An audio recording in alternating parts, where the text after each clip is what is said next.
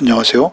9월 3일 갈라디아서 2장 1절로 10절 사도들이 인정한 복음입니다. 사도께서는 자신이 전한 복음이 전적으로 하나님 한 분으로 말미암은 것이라는 사실을 역설하시는 가운데 이제 예루살렘을 방문했던 사실에 대해서 오늘 본문에 언급하십니다. 그리고 또한 디도에 대한 할례의 요구를 거절한 것, 그리고 결국 예루살렘 지도자들이 바울 사도의 이방인을 위한 사도직분을 인정하고 교제를 청하게 되어진 사실, 그것을 상세히 언급하십니다. 1절과 2절을 읽겠습니다. 14년 후에 내가 바나바와 함께 디도를 데리고 다시 예루살렘에 올라갔나니 계시를 따라 올라가 내가 이방 가운데서 전파하는 복음을 그들에게 제시하되 유력한 자에게 사사로이 한 것은 내가 다름질하는 것이나 다름질한 것이 헛되지 않게 하려 함이라. 14년 후의 시점에 관한 논쟁들이 있습니다. 과연 이 예루살렘 방문이 사도행전 11장에 안디옥 교회의 구제 헌금을 전달하기 위한 방문이었는지, 아니면 사도행전 15장에 예루살렘 공회의 참석을 위한 것이었는지 각각 다른 주장들이 있습니다. 그러나 어쨌든 사도께서 지금 강조하고 싶으신 것은 예루살렘의 사도들을 만난 것과 그 만남을 통해서 어떤 배움을 위한 인간적인 목적이 없었다는 것을 강조하고 있다는 사실입니다. 14년 동안이나 바울 사도께서는 복음을 전하고 있었습니다. 그리고 그 긴 시간이 흐른 후에 예루살렘을 방문하고 있는 것이죠. 2절에서 예루살렘을 방문한 것도 역시 계시를 따라 올라갔다라고 말씀하십니다. 계시를 따라 올라갔다는 것은 철저하게 성령님의 인도를 받고 있었다라는 의미입니다.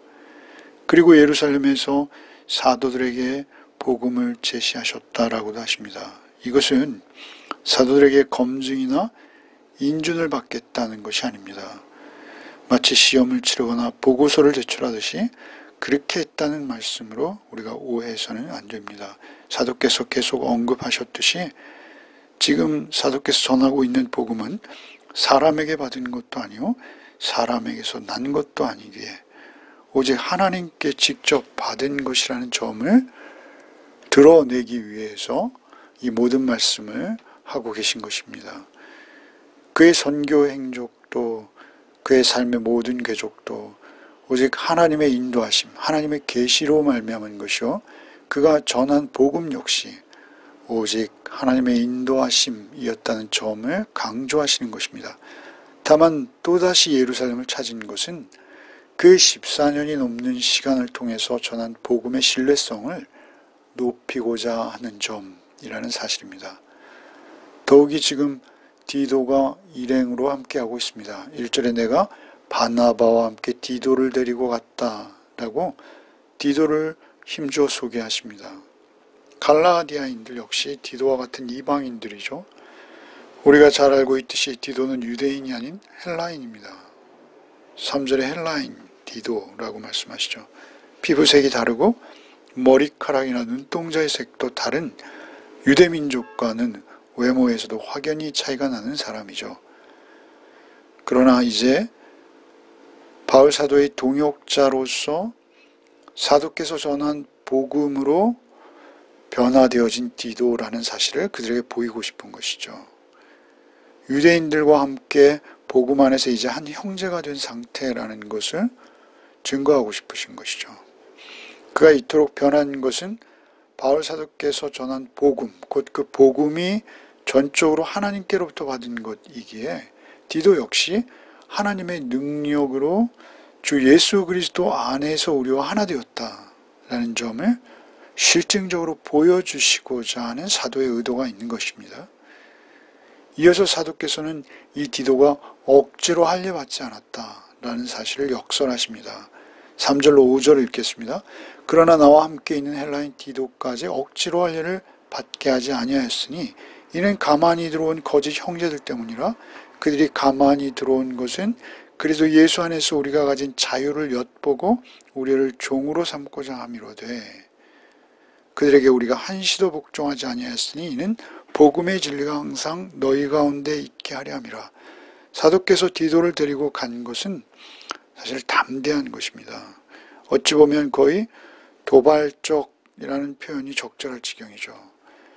그러나 사도께서 분쟁을 선동하려는 것이 아닙니다. 복음의 진리를 확증하고요, 더욱 선명하게 드러내시려는 의도인 것이죠. 유대인이나 이방인이나 예수 그리스도를 믿는 믿음 안에 하나 되었다. 차별이 전혀 있을 수 없다. 대등한 교회의 이론이 되었다라는 것을 강조하시기 위해서 대동하신 것이죠. 지금 갈라디아 지역을 혼란에 빠뜨리고 있는 저들, 그들은 율법과 할례를 들어서 모두 그들을 자신들의 종 삼으려는, 그들의 그리스도 안에서 복음 안에서의 자유를 빼앗으려는 나쁜 의도를 가진 자들이었다는 것입니다. 바울 사도께서는 저들의 문제가 무엇인지 분명하게 보고 있습니다. 이것은 그저 할례와 비할례, 이방인의 풍습과 유대인의 풍습, 이런 문제가 아니었습니다. 이것은 가장 중요한 복음의 진리에 대해서 보다 근본적인 문제를 제기하는 것이었습니다. 곧 그리스도인이 복음 안에서 얻은 자유, 그 자유를 빼앗아 속박하려는 의도까지 일궈낸 것이죠. 가장 소중한 진리는 오직 예수를 믿었기에 그리스도 안에서 하나님께 받아들여졌다라는 이 진리입니다. 이 진리가 훼손되어서는 안 되는 것이죠. 믿음, 오직 믿음으로 구원 얻기에 충분하다라는 것을 역설하시는 것입니다. 그 외 어떤 것도 더하거나 덜하거나 복음을 변질시키면 안 된다는 것입니다. 구원을 위해서 더 이상 어떤 것도 필요치 않다는 것이죠. 예루살렘 공회도 이 사실을 결국 확증하게 됩니다. 그렇게 그들에게 한시도 복종하지 않았다라고 말씀하시는 것이죠. 조금의 타협도 안 된다라는 것이죠. 그저 좋은 것은 좋다, 그렇게 두리뭉실하게 넘어갈 수 있는 문제가 아닌 것입니다. 복음의 근본 진리를 훼손시킬 수 있는 것이죠. 만일 사도께서 여기서 타협하셨다면 여러분, 오늘날 기독교는 엉뚱한 할례의식을 하나 더 치르는 이상한 종교가 될 수도 있었다라는 것을 우리는 기억해야 합니다. 6절에서 10절은 사도께서 예루살렘의 지도자들과 관계를 규정하시고 그들에게 어떻게 자신이 당신께서 납득되어졌는지를 언급하십니다. 6절부터 읽겠습니다. 유력하다 하는 이들 중에 본래 어떤 이들이든지 내게 상관이 없으며 하나님은 사람을 외모로 취하지 아니하시나니 저 유력한 이들은 내게 의무를 더하여 준 것이 없고 도리어 그들은 내가 무할례자에게 복음 전함을 맡은 것이 그리스도가 할례자에게 맡은과 같은 것을 보았고 베드로에게 역사하사 그를 할례자의 사도로 삼으신 이가 또한 내게 역사하사 나를 이방인의 사도로 삼으셨느니라. 또 기둥같이 여기는 야고보와 게바와 요한도 내게 주신 은혜를 알므로 나와 바울에게 친교의 악수를 하였으니 우리는 이방인에게로 그들은 할례자에게로 가게 하려 함이라. 다만 우리에게 가난한 자들을 기억하도록 부탁하였으니 이것은 나도 본래부터 힘써 행하여 왔노라. 사도께서는 소위 유력하다고 자타가 여기는 예루살렘의 지도자들과의 관계를 분명히 하십니다. 6절에 본래 어떤 이든지 내게 상관이 없고 라고 언급하시죠. 이것은 인간적인 차원에서 저들이 어떤 사람이든 자신과 상관없다라는 의미입니다. 그들이 바울에게 복음을 전해서 바울이 예수 믿게 되고 믿음을 갖게 된 것이 아니라는 것입니다. 또한 그들이 바울이 구원 얻는 과정에서 어떤 역할에도 기여한 바 없다라고 분명히 하시는 것이죠. 이어 사도께서는 사람을 외모로 보지 아니하시나니 라고 하십니다. 하나님께서는 사람의 외적 조건, 탄생지, 배움의 배경, 소위 우리가 말하는 스펙, 어떤 인간적인 조건, 그런 거를 하나님은 보지 않으신다라고 말씀하시죠. 그들의 지위와 역할로도 평가하지 않으시고 특별히 복음과 관련해서는 그들과 수직적 상하관계에 있지 않다라고 말씀하시는 것이죠. 예루살렘의 소위 당시 종교 지도자들에게 속하는 사도들, 그들이 바울 사도의 일행에 대해서 보았고 또 알았다라고 오늘 본문에 표현하고 있어요. 이 보았다 또는 알았다라는 이 분사형의 두 단어가 굉장히 중요합니다. 하나 7절에 보았다, 9절에 알았다라는 단어입니다. 그들이 본 것은 무엇이냐면요, 베드로가 유대인들에게 복음을 전했던 것과 같이 자신, 곧 바울 사도께서는 이방인들에게 복음 전하는 사명을 받았다라는 것을 보았다라는 것입니다. 베드로에게 그런 사명을 주신 하나님께서 동일하게 사도 바울에게 역시 그러한 사명을 주셨다라는 것을 보았다라는 의미입니다. 그들의 복음의 내용이나 또는 복음을 전함으로 나타난 결과, 곧 열매들을 통해서 그 일을 맡기신 분이 또한 일하셔서 열매도 맺게 하시는 것을 실제 상황으로 직접 경험한 것을 보았다라고 표현하는 것입니다. 이 둘의 사역, 베드로와 바울 사도의 사역 각각입니다. 그러나 그 일을 하게 하신 분은 오직 하나님 한 분이신 것을 그들이 보았다라는 것입니다. 또 하나, 바울 사도께서 받은 은혜가 하나님께서 주신 것이라는 것을 알았다라고도 표현하세요.